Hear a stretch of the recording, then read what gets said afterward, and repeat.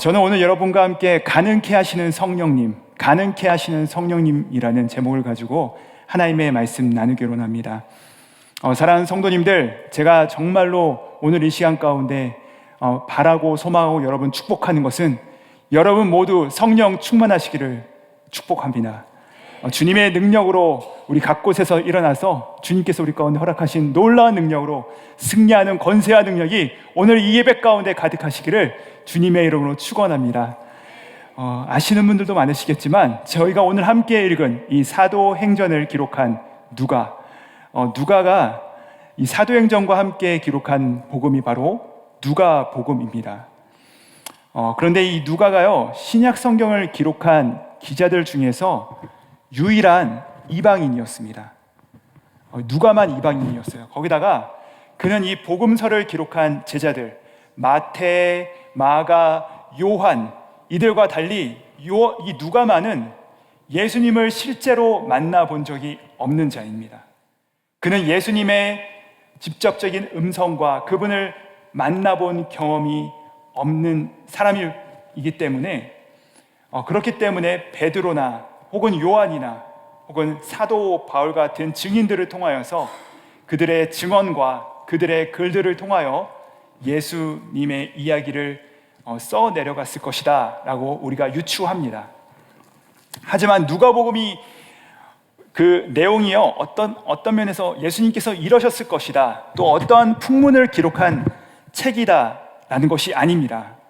여러분, 누가복음 1장 1절에서 무엇이라 기록하고 있냐면, 우리 같이 한번 스크린 보시면 이렇게 말씀하시고 계십니다. 우리 중에 이루어진 사실에 대하여. 그러니까 우리 중에 이루어진 사실, 이것이 거짓이나 전설이 아니라 사실이라고 말씀하고 있습니다. 또한 2절에 보시면 우리 중에 있는 목격자들과 일꾼들의 증언이다 라고 하고 계시고요. 또 4절 말씀에 뭐라고 하고 있냐면, 각하 당신이 알고 있는 바를 더 확신하게 하기 위하여서 지금 이것을 기록하였습니다 라고 그가 쓰고 있는 것이죠. 즉 누가는 떠도는 풍문 같은 이야기를 모은 것이 아니라 이미 이루어진 사실을 그 근원으로부터 자세하게 살펴서 여러분에게 전합니다 라고 말하고 있는 것입니다. 여러분, 누가는요, 아까도 말씀드렸듯이 비록 예수님을 직접적으로 만나본 경험이 없어요. 그는 예수님의 음성을 직접 들은 사람은 아니지만 그가 적은 이 누가복음과 사도행전에는 강렬한 확신이 들어있다는 것입니다. 왜 그렇습니까? 누가는 하나님의 말씀을요, 그 증인들을 통해서 또한 마태와 마가의 복음서와 같은 기록된 말씀을 그가 읽었을 때 그냥 누군가의 경험을 듣고 읽은 것이 아니라 그 누군가로부터 들은 그 말씀과 그 하나님의 그 기록된 책이 그의 직접적인 경험으로 치환되고 변화되는 경험을 했다는 사실입니다. 여러분, 우리 KSQ는요, 매일마다 성경을 읽는 교회입니다. 실제로 매일 성경이라는 교재를 가지고서 우리가 새벽마다 하나님의 말씀을 나누고 또 순모임 때도 이 교재를 사용하고 모든 모임 때마다 우리의 취향과 우리의 편향에 따라서 성경을 골라 읽는 것이 아니라 기록된 모든 말씀이 다 살아계신 하나님의 말씀을 믿으면서 함께 나아가는 우리입니다. 이처럼 누가복음과 사도행전의 내용들을 누가가 간접적으로 그가 보고 그것을 들었으나 사실은 성경을 읽을 때 우리가 기억해야 될 사실은 무엇이냐면 그것이 사람 간에 나타나는 사건이 결코 아니라는 사실이죠. 여러분, 우리가 말씀을 들을 때 그것이 하나님의 음성으로 들리고 우리가 성경 말씀을 읽을 때 그것이 간접적인 체험이 아니라 직접적인 바로 오늘날 나에게 주시는 하나님의 음성으로 변화된다는 사실입니다. 예수님께서 말씀하시기를 요한복음에서 6장에서 이렇게 말씀하셨어요. 내가 너희에게 이른 말은 영이요 생명이라. 내가 너희에게 이른 말은 영이요 생명이라. 무슨 말씀입니까? 하나님의 말씀은 성령님과 함께 운행하며 일하신다는 것입니다. 즉 우리가 하나님의 말씀을 읽을 때 성령 하나님께서 그 말씀에 역사하셔서 그것이 누군가의 말이 아니라 바로 오늘날 나에게 하시는 성령님의 음성으로 변화시켜서 찾아와 주시겠다라고 말씀하신 것이죠. 누가가 바로 그것을 증언하고 있는 것입니다. 여러분, 누가는요 그의 평생 가운데 예수님을 뵌 적이 없어요. 예수님의 음성을 들은 적도 없습니다. 하지만 그는 설교를 통하여서 또 증인들의 증언을 통하여서 그들의 글을 통하여서 그 예수님의 말씀을 읽어 나갈 때 그 안에 있는 성령님의 역사가 그의 안에서 누구보다도 더 강렬하게 일어난 것을 체험했던 자였다는 것입니다. 그래서요 여러분, 누가는요 본 것에 의지하지 않습니다. 누가는요 내가 들은 것에 의지하지 않아요. 그에게 예수님을 체험할 수 있는 가장 직접적인 창구는 무엇이었냐? 바로 성령 하나님이었다는 사실입니다.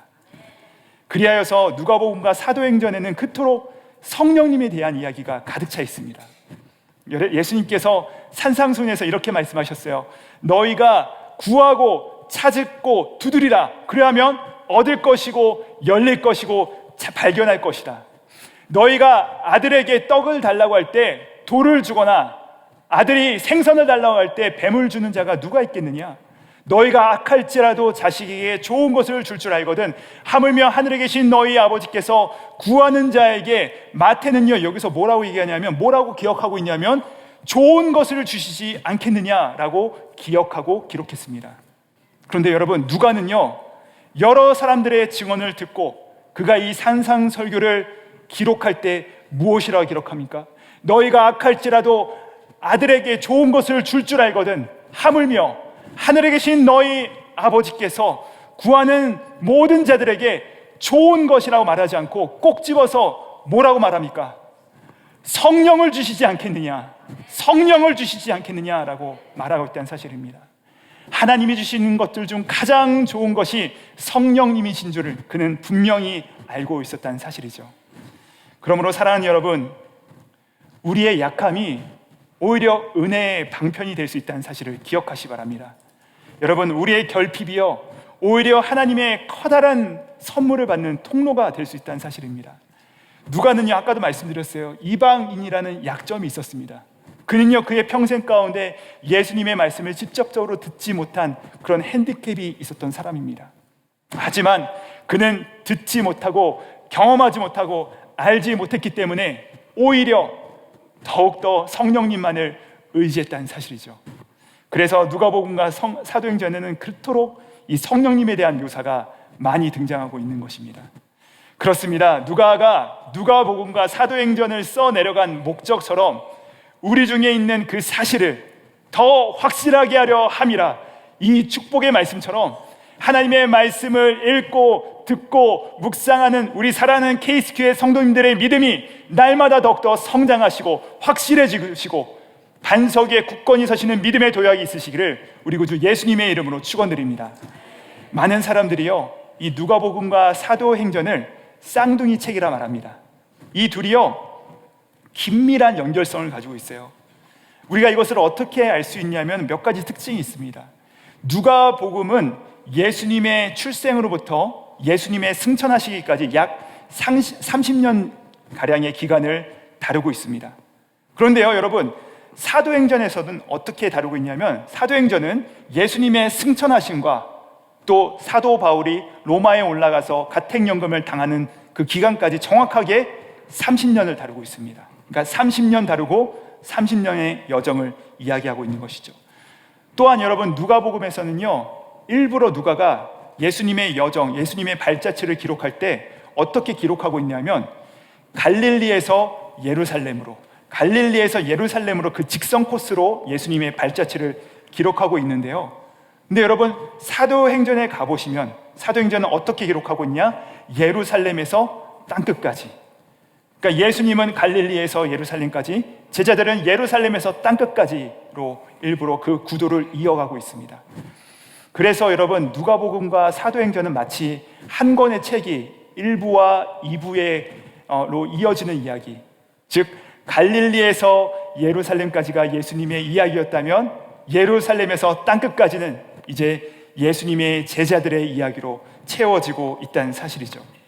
자, 그런데 우리가 다른 부분들은 다 잊어버린다 할지라도 이 누가복음과 이 사도행전의 주제를 이해하는데 매우 중요한 공통점이 하나가 있습니다. 그것이 무엇이냐?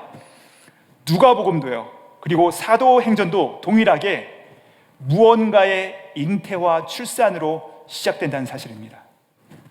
누가복음의 시작, 여러분 누가복음은 누구의 탄생으로부터 시작하고 있습니까? 여러분 잘 말씀하셨듯이 예수님입니다. 동정녀 마리아로부터 예수님께서 태어났다는 이야기는 다른 복음서에도 동일하게 등장하지만 특별히 이 누가복음에는요, 예수님의 앞서 수태된 세례 요한의 이야기로부터 시작되어서 이 가브리엘 천사가 나타나서 수태고지를 하죠. 너로부터 예수님이 태어날 것이야. 그 당시 13세에서 16세의 아주 어린 소녀에게 그에게 나타나셔서 마리아가 스스로 자신을 뭐라고 얘기합니까? 비천한 여종과 같은 자신에게 예수님께서 잉태하시는 그 장면이 바로 누가복음의 첫 시작입니다. 탄생에 대한 이야기죠. 자, 그렇다면 사도행전은요, 무엇이 잉태되고 무엇이 출산되었을까요? 바로 교회입니다. 교회. 사도행전은 교회가 마치 마리아가 성령으로 말미암아 예수님께서 잉태되셨듯이, 사도행전은요, 마가의 다락방에서 그 비천하고 사람들의 땀냄새가 진동하는 그 열악하고 불편한 그곳에서 성령 하나님의 임재로 말미암아 교회가 탄생하는 장면으로 이 사도행전이 시작된다는 사실이죠. 그렇습니다. 사실 이 성경의 역사는 엄밀히 말하자면 한 사람의 탄생을 기다리는 역사였습니다. 성경에는요, 그 한 사람을 여자의 후손이라고 얘기합니다. 왜 그 한 사람의 탄생을 그토록 고대했느냐? 그 이유는 이 땅에 죽음이 들어왔기 때문이죠. 생명이 끊어진 것입니다. 창세기 3장에 보시면요, 아담과 하와가 하나님을 그들의 마음에 두기를 싫어했습니다. 우리는 하나님 없이도 살 수 있어 라고 그들이 독립선언을 하였는데, 성경에서는 그들의 독립선언이 아니라 사망선언이었다라고 말씀하십니다. 마치 뿌리가 잘린 꽃이 겉으로 보기에는 그럴싸하지만 점점 말라가듯이 이 아담과 하와는 선악과 사건 이후로 하나님을 등진 모든 인류는 겉으로는 살아있는 것 같습니다. 우리가 왕성한 것 같습니다. 그러나 실상은 죽어가는 것이죠. 그때로부터 이 땅에 사망이 시작되기 시작한 것입니다. 자, 그런데 이 유혹에 빠뜨린 존재가 누구입니까? 요한계시록 12장에 그의 정체에 대해서 옅뱀이라고 하고 곧 사탄이라고 얘기를 합니다. 여러분, 이 사탄이라는 단어가 히브리어입니다. 히브리어인데 그 의미가 무엇이냐? 우리를 넘어뜨리는 자, 우리를 참소하는 자를 의미합니다. 아담과 하와를 넘어뜨린 그 옅뱀이 우리를 유혹해서 너희도 하나님 없이 살 수 있어, 하나님의 종이 될 필요가 없어, 너희도 독립선언을 시작해 라고 말을 하지만 사실은 그것 때문에 우리 모두가 다 사망의 그늘에 드리워지게 됐다는 사실이죠. 하나님께서는 그 떨어진 아담과 하와를 보시며 바로 그날 아담과 하와에게 그 죽음의 그늘이 드려진 그날 우리에게 약속을 허락하셨습니다. 그 약속은 아담과 하와를 실족시킨 이 옅뱀에게 하신 말씀이 그 약속에 들어있는데요, 우리 같이 창세기 3장 15절 말씀 같이 한번 읽어보도록 하시겠습니다. 시작. 내가 너로 여자와 원수가 되게 하고 내 후손도 여자의 후손과 원수가 되게 하리니 여자의 후손은 내 머리를 상하게 할 것이요 너는 그의 발꿈치를 상하게 할 것이니라 하시고. 아멘. 하나님은 아담과 하와가 하나님으로부터 분리되는 그날부터 하나님께서는요, 이 옅뱀에게 여자의 후손이 태어날 것이다 라고 약속하셨다는 것입니다. 여자의 후손, 그리고 바로 이 후손이 태어나면 사탄, 너의 머리를 밟아버릴 것이다. 다른 말로 하자면 사탄, 너의 권세는 끝날 것이다. 비록 마귀의 권세가 그분의 발꿈치를 물어 박해하고 괴롭힐 것이지만 여러분, 결국 누가 승리합니까? 여자의 후손이 승리하는 것입니다. 이것을 바로 원시복음이라고 합니다. 즉 여자의 후손이 태어날 것이다 라고 하는 그 약속 가운데 예수님에 대한 약속이 스며들어가 있는 것이죠. 그래서 구약의 역사는 이 여자의 후손이라고 하는 그 분명한 목적지를 향하여 달려나가는 기차와도 같습니다. 그래서 우리가 성경을 읽을 때마다 느끼는 것이 있어요. 성경에 너무나도 자주 등장하는 것이 있어요. 우리를 걸려 넘어뜨리게 하는 것이 있어요. 무엇이에요? 족보가 그렇게 많아요. 족보를 읽어가다 보면 이해할 수 없는 이름들이 쭉쭉쭉 나옵니다. 이게 창세기만 해도 무려 10개 이상의 족보가 나오는데, 이제 구약을 다 읽고 나서 신약으로 넘어가면 이제 더 이상 족보 없겠구나 하고서 첫 장을 쫙 펴는 순간 뭐가 나와요? 또 다른 족보가 나옵니다. 예수 그리스도의 세계라 하면서 족보가 또 등장합니다. 근데 여러분, 이제부터 우리가 이해할 수 있게 됩니다. 족보는요, 불필요한 기록이 아니라 낳고 하면서 바로 이 여자의 후손을 기다리는 거룩한 백성들의 계보였다는 것이죠. 그래야 해서 이제 죄를 지은 아담과 하와가 아이를 낳습니다. 누구죠? 가인과 아벨을 낳습니다. 그런데 여러분, 이 둘이 어떻게 됐습니까? 가운데 다툼이 일어나서 죽습니다. 자, 그럼에도 불구하고 하나님의 약속은 여기서 멈출 수가 없는 것입니다. 그래야 해서 셋이라고 하는 새로운 다른 자손을 주십니다. 여러분, 이 사실이 너무나도 중요해요. 왜냐하면요, 마귀는요 못 태어나게 만듭니다. 마귀는요 끊어버립니다. 마귀는요 싸워서 죽게 만들어요. 다투게 만들어요. 서로 견제하고 질투하게 만든다는 것입니다. 우리가 모일 때 자꾸 다투고 견제하고 미워하고 싸웁니다. 심지어는 교회에서도 이런 일이 발생하곤 한다는 것입니다. 사랑하는 여러분, 멈추셔야 합니다. 멈춰야 합니다. 우리의 모든 다툼을 멈춰야 됩니다. 그것은 결코 하나님의 역사가 아니라는 것이죠. 그럼에도 하나님께서는요 그들에게 또 다른 후손을 주셨어요. 아담과 하와도 아들을 낳습니다. 100세가 넘은 아브라함과 사라에게도 아들을 주십니다. 기생 라합도 아들을 낳고, 라합의 손자인 보아스 역시도 이방 여인 룻을 통하여서 아들을 낳고, 그 계보에서 다윗이 나오고, 또한 여러분 특별히 사무엘상 1장에 보시면 이 한나라고 하는 불임의 여인이 등장하는 것을 여러분 기억하실 것입니다. 한나가 얼마나 애통합니까? 자녀가 없는 사실에 나는 하나님께로부터 버림을 받았다라고 하면서 괴로워할 때 성령님께서 그를 덮으시니까 한나가 아들을 낳으니 그 이름을 사무엘이라. 하나님께서 들으셨다. 그리고 이 사무엘을 통해서 드디어 사사시대가 끝나게 되는데, 이 사건을 통해서 우리가 알 수 있는 것은 하나님께서는요 거룩한 백성이 태어나는 것에 지대한 관심이 있으시다는 사실입니다. 그리고 그것을 너무나도 기뻐한다는 사실을 우리가 알 수 있다는 것이죠. 그런데 여러분, 하나님께서 이렇게 거룩한 백성의 탄생에 관심을 가지듯이 또한 누가 이것에 관심을 가지고 있을까요? 네, 바로 마귀죠. 사탄입니다. 그도 그럴 것이, 마귀에게는요 자신의 머리가 달린 문제라는 것이에요. 그 거룩한 계보를 통하여서 드디어 약속한 그 여자의 후손이 태어나게 되면 너의 머리가 상하게 될 것이다 라고 하셨어요. 그래서 여러분, 이제야 왜 이렇게 성경에 불임 여성들이 많이 등장하는지를 우리가 알 수 있게 됩니다. 왜 사라는 90세가 넘을 때까지 아이를 못 낳았는가?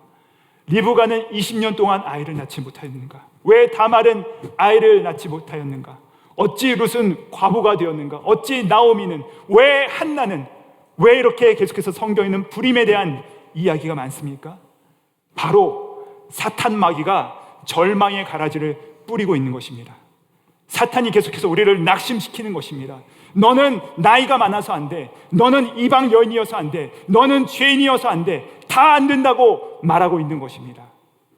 그런데 여러분, 사탄이 우리 가운데 해도 된다라고 허용해 주는 것이 있어요. 바로 무엇이냐? 돈 많이 벌어. 그거 추구해. 집 마음대로 지어. 종교생활 그거는 좀 그냥 해. 하긴 하되 대신에 하나님의 뜻은 구하지 말고 너의 뜻만 구해 하면서, 지금 마귀는 우리 가운데 시집도 가고 장가가도 하고 먹고 마시고 문화도 만들고 다 하라는 것입니다. 하지만 마귀가 굉장히 예민하게 우리 가운데 예의주시하는 사건이 있어요. 바로 하나님의 거룩한 백성들이 태어나는 것입니다. 하나님의 백성이 태어나는 것, 죽었던 자가 살아나는 것, 거듭나는 것, 이것을 사탄이 굉장히 싫어한다는 사실이죠. 여러분, 그리하여서 이 마귀의 집중 공략 대상이 어딘 줄 아십니까? 바로 세 군데가 있는데, 교회와 가정과 학교입니다. 여러분, 우리가 이 시대 가운데 영적인 눈을 번쩍 떠서 이것을 보면 금세 알 수 있어요. 왜 그렇습니까? 이 세 곳의 공통점이 무엇입니까? 바로 사람이 태어나는 곳입니다. 가정 어떻게 합니까? 흙고 뒤틀고 불화로 깨어지게 만듭니다. 학교 흔들고 그릇된 가치관을 우리 자녀들의 마음에 심어줍니다. 교회는 어떻습니까? 사람이 거듭나지 못하도록 공격합니다. 이 세 가지가 사람이 태어나는 곳인데, 여기에 마귀는요, 타협 없이 공격해 들어오는 것입니다. 그러나 여러분, 하나님의 열심히 이것을 이뤄내신 줄 믿으시기 바랍니다. 보십시오. 여러분, 죄인이 아이를 낳습니다. 90세 할머니도 아이를 낳습니다. 과부도 애를 낳고요, 이방 여인도 애를 낳습니다. 심지어 꿈에도 우리가 상상하지 못했던 사건, 급기야 처녀가 애를 낳습니다. 그게 누구십니까? 우리 구주 예수 그리스도의 이야기입니다. 구약의 1500년의 역사는요, 바로 이 여자의 후손, 동정녀의 탄생으로부터 죄 없이 이 땅 가운데 오실 예수 그리스도를 대망하는 역사였다는 사실이죠. 그분이 오신 것입니다. 그런데 그분이 오시기 전에, 바로 600년 전에 이 이사야라고 하는 선지자를 통하여서 이 사건이 이렇게 예언되어 있는데요, 우리 이사야 7장 14절의 말씀을 같이 한번 읽어보도록 하시겠습니다. 시작. 그러므로 주께서 친히 징조를 너희에게 주실 것이라. 보라, 처녀가 잉태하여 아들을 낳을 것이요 그의 이름을 임마누엘이라 하리라. 아멘. 여러분, 제가 어느 날 이 말씀에 대해서 어떤 책을 읽다가, 어떤 신학자분의 책을 읽다가 깜짝 놀란 사건이 있었습니다. 그분이 여기다가 이렇게 말씀하시는 거예요. 이 처녀가 잉태하여, 근데 이 처녀가 누구냐라는 것입니다.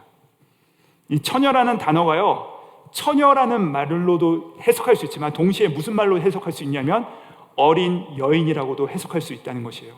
그래서 우리가 이것을 번역할 때 처녀가 잉태하여 아들을 낳을 것이다 라고 번역하면 안 되고, 어린 여인이 잉태하여 아들을 낳을 것이다 라고 번역을 하자는 것입니다.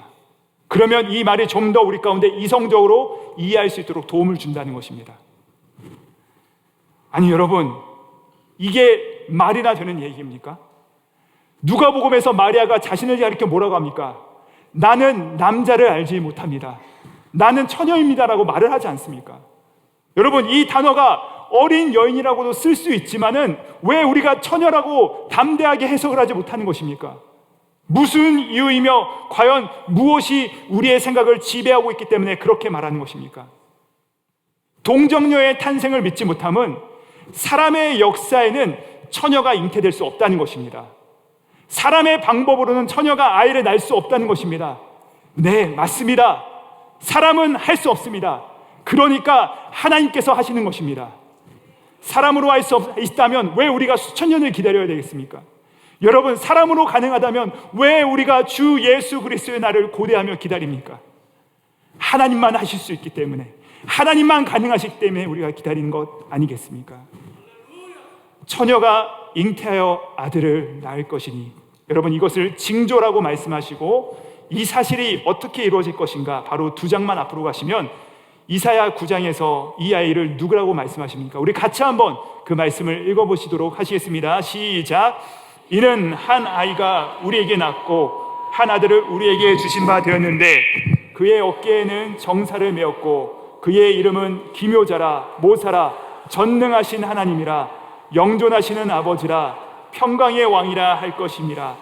그 정사와 평강의 더함이 무궁하며 또 다윗의 왕자와 그의 나라에 군림하여 그 나라를 굳게 세우고 지금으로 영원히 정의와 공의로 그것을 보존하실 것이라. 만군의 여호와의 열심히 이를 이루실 것이라. 아멘. 바로 처녀가 잉태어 낳을 그분을 이야기할 때 정말 놀라운 것은 이 말씀의 시제입니다. 여러분, 이 말씀에 미래에 태어나실 분을 이야기하면서 미래형으로 표현하지 않고 완료형으로 이야기해요. 보세요 여러분, 한 아이가 우리에게 낳을 것이요 라고 말하지 않습니다. 한 아이가 우리에게 낳고 완료형으로 기록합니다.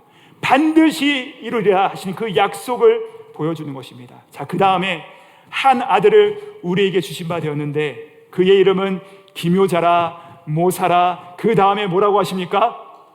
전능하신 하나님이시라. 전능하신 하나님이시라. 어떻게 인간이 전능하신 하나님이 될 수 있느냐라는 사실입니다.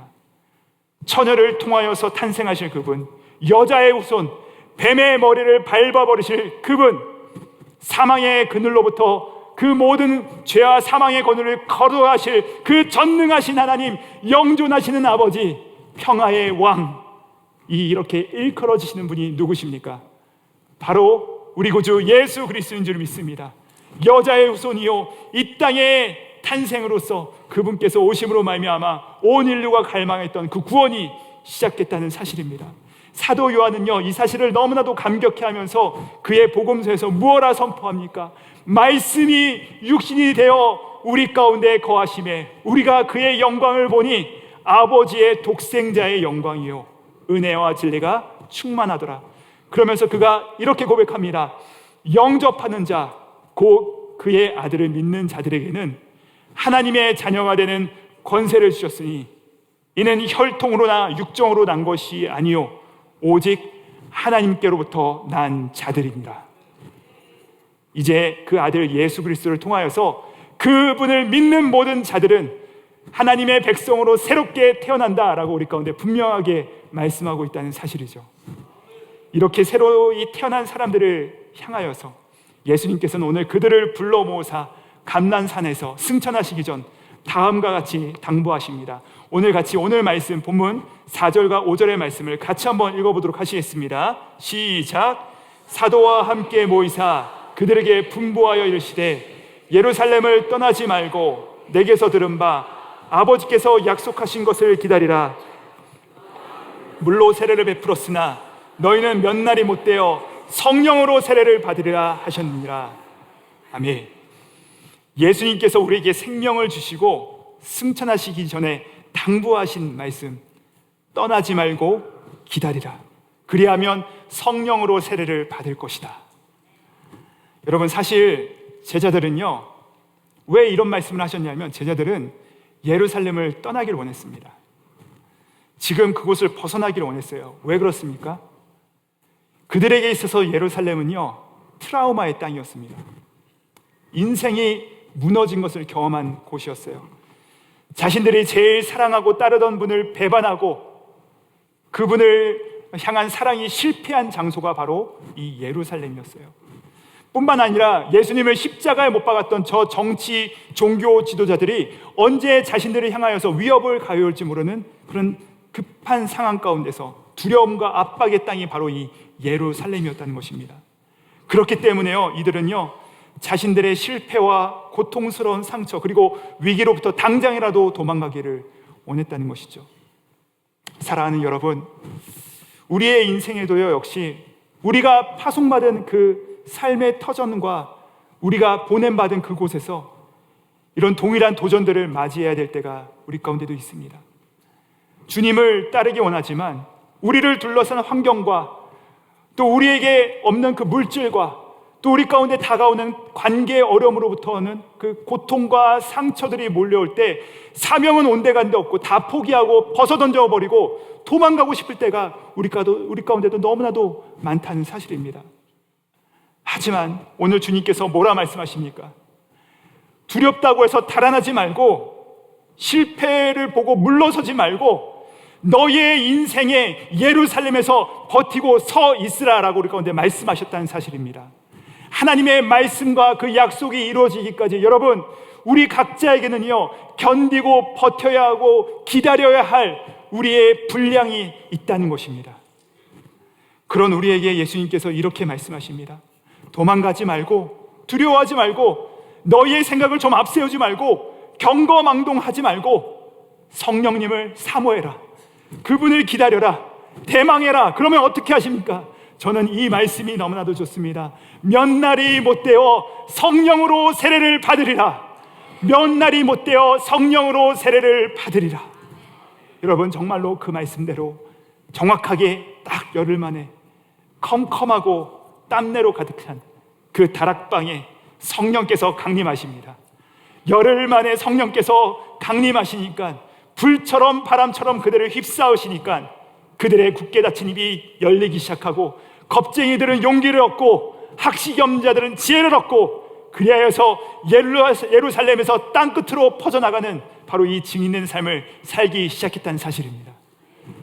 성경은 여러분 이 사건을 뭐라고 얘기하신 줄 아십니까? 바로 거듭남, born again, 다시 태어남이라고 말씀하십니다. 여러분, 오늘 하나님께서 우리에게 하시는 정말로 중요한 사건을 우리가 함께 발견했습니다. 바로 생명의 탄생입니다. 사망의 그늘에 앉아있는 전 인류를 다시 한번 살아나게 하실 우리가 대망하고 기도하고 바라는 바로 그 한 분, 여러분 누구십니까? 예수 그리스도. 이제 그 예수님을 우리가 영접하면, 그분을 우리가 우리의 주인으로 받아들인다면 그 사람들은 어떻게 된다고요? 거듭나게 됩니다. 다시 태어나게 되는 것입니다. 그리고 그 거듭난 사람들 사이에 무엇이 탄생합니까? 바로 성령 감리 사건을 통하여서 하나님의 교회가 시작된다는 사실입니다. 즉 세 가지 태어남이 있습니다. 먼저 예수님의 태어남이 있고요, 우리의 다시 태어남이 있고 교회의 탄생이 있습니다. 마귀가 싫어하는 것이 바로 이 세 가지예요. 여러분, 그렇기 때문에 우리가 해야 될 일은 무엇이에요? 바로 이 세 가지에 집중하는 것입니다. 이 세 가지에 달려나가는 것이에요. 자, 그렇다면 어떻게 우리가 이 마귀의 전략과 세상의 유혹을 이기고 돌파하기 위해서 우리 가운데 필요한 것은 무엇입니까? 우리 함께 사도행전 1장 8절의 말씀을 같이 한번 읽어보도록 하시겠습니다. 시작. 오직 성령이 너희에게 임하시면 너희가 권능을 받고 예루살렘과 온 유대와 사마리아와 땅끝까지 이르러 내 증인이 되리라 하시니라. 아멘. 오직 성령이 너희에게 임하시면 너희가 권능을 받고, 여러분, 부족하고 연약한 나와 그 하늘의 사명을 잇는 사건, 그것은 바로 성령 하나님으로부터 권능을 받는 것인 줄 믿으시길 바랍니다. 여러분을요, 예수님의 약속 가운데 축복하는 바는 무엇이냐? 여러분, 성령님의 권능을 받으시길 축복합니다. 이미 성령 세례를 받으셨다면 또한 권능을 받으시라는 것입니다. 여러분, 우리가 성령 세례를 받으면 권능이 주어집니다. 그렇다면 여기서 말씀하시는 권능이란 무엇입니까? 말씀을 마무리하며 설명드립니다. 제가 이것에 대해서 권능을 어떻게 설명할 수 있을까 고민하다 보니까 기차가 생각났습니다. 여러분, 기차가요 10칸이 있어요. 10칸이 붙어져 있습니다. 근데 여러분, 기차의 승객칸은 그 자체로는 아무런 능력을 나타내지 못합니다. 그 10개 칸은요 사실 쇳덩어리죠. 움직이지 못하는 쇳덩어리에 불과합니다. 근데 여러분, 그 10칸에 바로 앞에 무엇이 붙느냐? 기관차가 붙는 것입니다. 강력한 엔진을 가지고 있는 기관차가 그 10개의 기차와 연결되는 순간 기차는 어떻게 되죠? 바로 그 기관차가 움직이는 곳으로, 기관차가 이끄는 곳으로 그 10칸이 따라서 움직이게 되는 것을 우리가 볼 수 있습니다. 사랑하는 여러분, 이것이 바로 권능, 듀나미스라는 것입니다. 그리고 이 듀나미스에서 파생된 오늘날 쓰는 우리가 영어 단어가 있습니다. 무엇이냐? 다이나믹입니다. 다이나믹, 역동성, 생기. 사랑하는 여러분, 성령님께서 우리 가운데 임하시면, 우리가 거듭나면 우리가 단지 돈 몇 푼 받고 우리의 건강이 조금 회복되고 능력을 그냥 조금 몇 개 받는 정도가 아니라 하나님의 능력이 바로 우리와 연결되는 사건임을 믿으시길 바랍니다. 그러니까 더 이상 나의 수준으로 살아가지 않습니다. 그러니까 더 이상 내가 할 수 없는 일들과 내가 꿈꾸지 못하는 일에 갇혀지지 않습니다. 도무지 내가 할 수 없는 그 한계점, 그 불가능을 가능케 하시는 성령 하나님의 능력 가운데 우리가 승리하며 나아갈 수 있게 된다는 사실입니다. 이 약속을 하신 성령님을 기다리기 위해 오직 기도에 힘쓰고 거기에 머물러라 하신 그 말씀에 순종하며 나아갈 때 이 제자들은 주님께서 약속하신 성령님의 강림을 첫 번째로 목격한 증인이 되었습니다. 사랑하는 여러분, 어쩌면요 오늘 이 자리가, 우리가 예배하는 이 자리가 예수님께서 지금 제자들에게 비전을 선포하시는 우리의 영혼의 감난삼일지도 모르겠습니다. 비전이 선포되고 사명이 부어지고 주님의 부르심을 받는 새로운 사명의 자리라는 사실입니다. 그리고 이 예배가 마쳐진 후 여러분께서 각자의 삶의 자리로, 우리의 소명의 자리로, 부르심 받고 자리로 다 파송을 받으실 때, 여러분 이제는 그곳에서 우리가 굳건히 서서 전진할 때 성령 하나님께서 우리 가운데 권능으로 오늘날 우리의 인생을 견인하시는 은혜가 있기를 주님의 이름으로 축원합니다. 그리하여서 이제는 우리 모두가 성령의 사람으로서 주님께서 우리 가운데 약속하신 각양 좋은 은사들과 하늘의 신령한 복과 땅의 기름짐으로 거룩한 행진을 이어나가시는 저와 여러분 되시기를, 우리 KCQ 되시기를 우리 구주 예수님의 이름으로 축원합니다. 기도하시겠습니다. 하나님 아버지, 오순절 거룩한 성령님의 역사하심으로 우리를 거듭나게 하시고 교회를 탄생시켜 주심을 감사드립니다. 우리는 불가능해 보이는 상황과 고통스러운 사건들을 마주할 때 도망가길 원하고 주저앉아 버립니다. 그러나 이 시간 소명의 자리를 떠나지 말고 성령 하나님을 사모하라. 그리하면 성령 세례를 받을 것이요 권능으로 함께 하신다는 약속을 붙잡습니다. 일어나 걸어라 하신 그 말씀이 우리의 영혼에 선포되게 하여 주시고, 불가능을 가능케 하시는 성령님의 권능과 말씀으로 벌떡 일어나 주님께서 보내신 사명의 땅으로 담대히 행진해 나갈 수 있도록 도와 주시옵소서. 감사드리오며 불가능을 뚫고 이 땅 가운데 오신 우리 구주 예수 그리스도 이름 받들어 기도드립니다. 아멘.